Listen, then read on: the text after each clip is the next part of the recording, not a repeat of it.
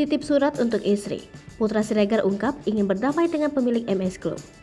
Putra Siregar menulis sebuah surat untuk istrinya Septia Siregar.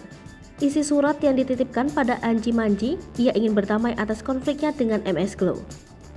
Dalam surat yang dituliskan dari tahanan Polres Metro Jakarta Selatan, Putra Siregar meminta istrinya itu untuk bertemu Sandi Purnamasari dan Maharani Kemala. Surat itu kemudian diunggah oleh Septia Siregar pada Rabu 20 Juli 2022 lewat sosial media Instagramnya. Dalam suratnya, Putra Siregar menegaskan bahwa ia ingin dan berharap bisa damai dengan dua owner MS Glow tersebut. Ia juga ingin hubungan antara dua pihak ini bisa kembali rukun dan baik-baik saja seperti sedia kala.